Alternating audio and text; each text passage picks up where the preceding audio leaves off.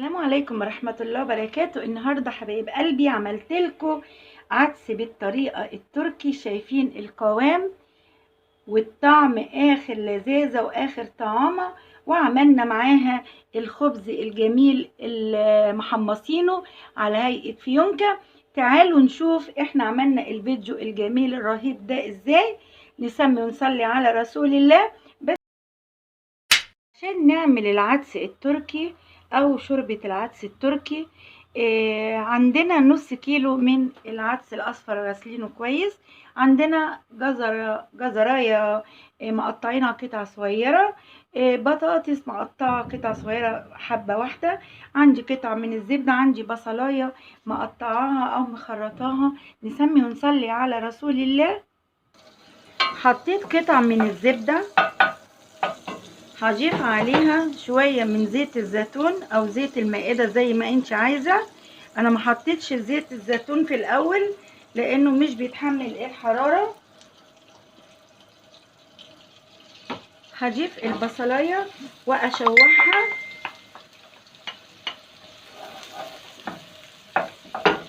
طريقة جميلة جدا، انا كنت عملتها بس بطريقة مختلفة. العدس الاصفر ده يعني عشق لاكتر الدول، خصوصا في الشتاء او في اخر الشهر. طبعا بالطريقة دي اولادك هيحبوه، ومع اي اكلة جميلة جدا. هشوح البصلاية لما اللون بتاعها يدي اللون الشفاف. لما وصلت البصلايه للون الشفاف كده، هضيف عليها معلقه من الثوم. انا ما حطيتش الثوم في الاول لان الثوم مش بيتحمل درجه الحراره فبيستوي بسرعه، فانا مش عايزه اي حاجه منهم تتغير لونها خالص.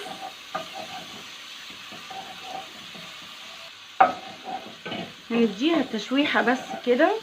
نسمي ونصلي على رسول الله. هضيف البطاطس وهضيف الجزر، نديهم برضو تشويحة كده كله مع بعضه. بسم الله ما شاء الله.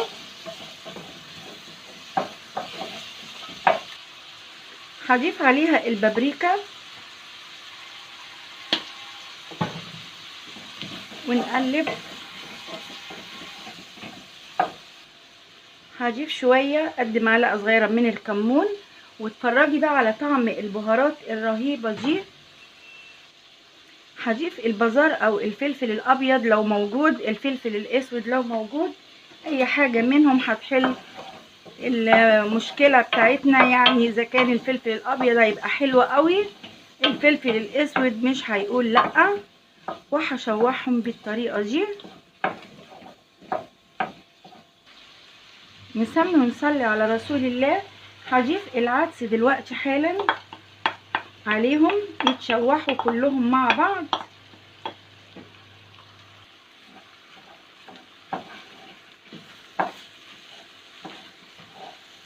طبعا العدس لازم يتشوح كويس.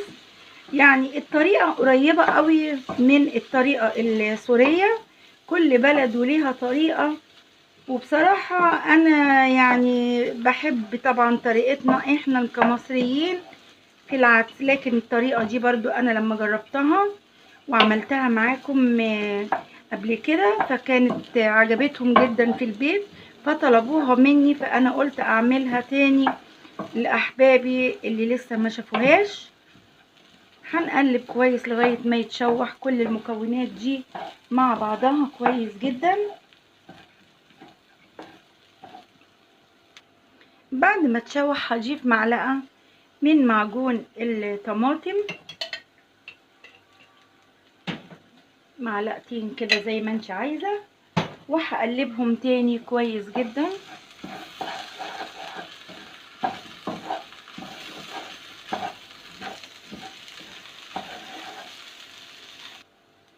هضيف الملح حسب بقى التذوق بتاعك. شوفي انتي حطي الملح شوية علشان خاطر ما يكونش كتير، ولما تزودي احسن ما يكون يعني عندك كتير.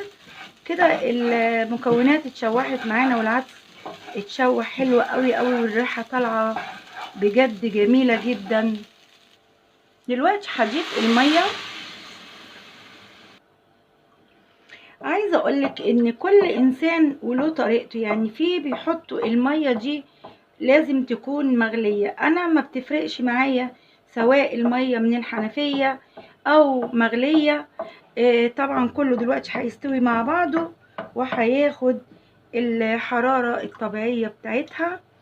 يعني ممكن تختلف معاكي شوية في الرز، لكن او انا بقول يعني دي للمستعجلين، انا مش مستعجلة على حاجة، انا عايزة كل حاجة تاخد راحتها في السوى. هسيبه لما يستوي. وكمان عندي مكعب ماجي هسيبه معاهم يستوي، هيدي طعم حلو قوي. على ما العدس بتاعنا ما يستوي، عندي العيش الشامي ده اللي هو العيش الابيض، هجيبه وافتحه بالشكل ده.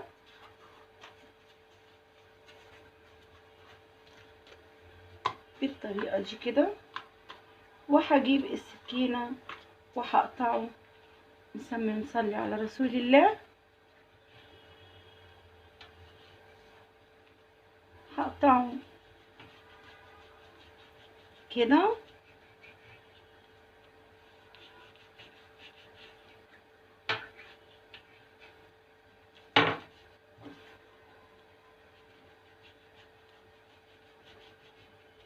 طريقة سهلة قوي، يعني في ناس بتقطعه بالمقص، لا قطعيه بالسكينة اسهلك. زي ما انت شايفة بالطريقة دي اهو، زي ما انتوا شايفين كده. همسكه واقطعه نصين.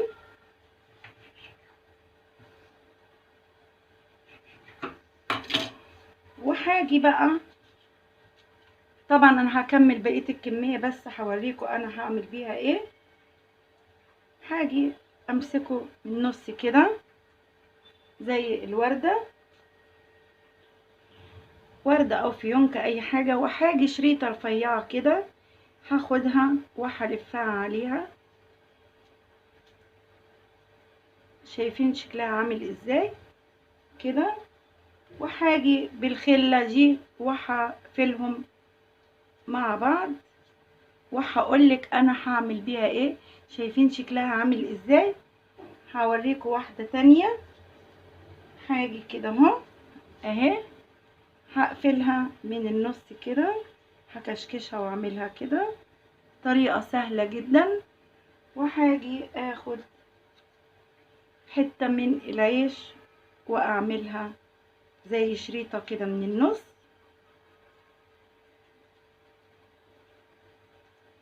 ده عشان الاولاد يفرحوا بشكلها ويفرحوا بمنظرها. وهاجي كده واقفلها بالخلة،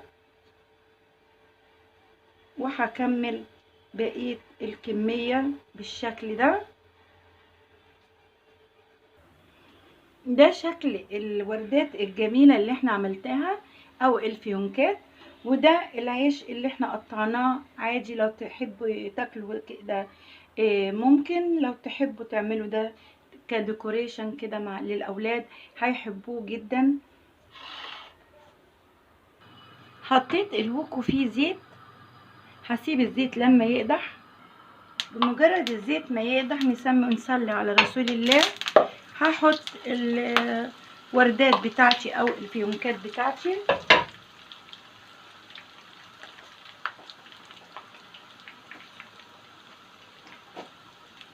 ويا دوبك بس تتحمص كده شوية وهطلعها على طول.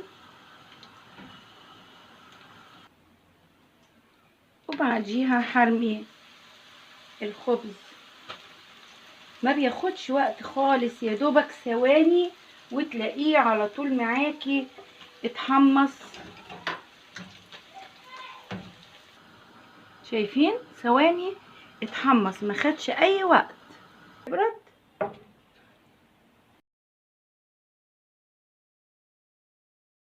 هناخد العدس دلوقتي نحطه في الخلاط. لو عندك هاند بلندر اعمليه، انا دلوقتي هعمله في الخلاط. نسمي ونصلي على رسول الله.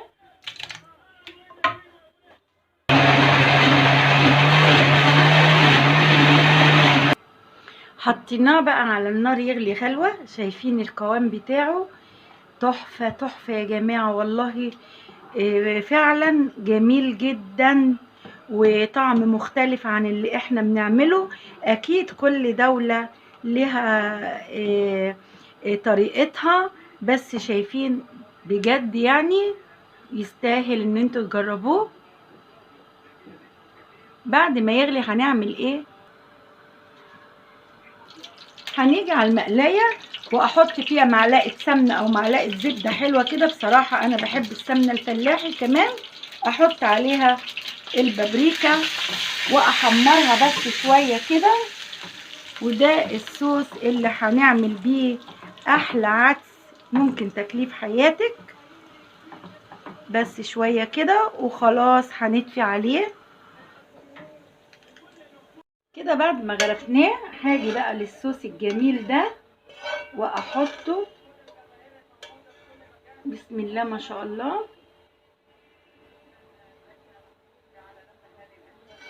شايفين الحلاوة؟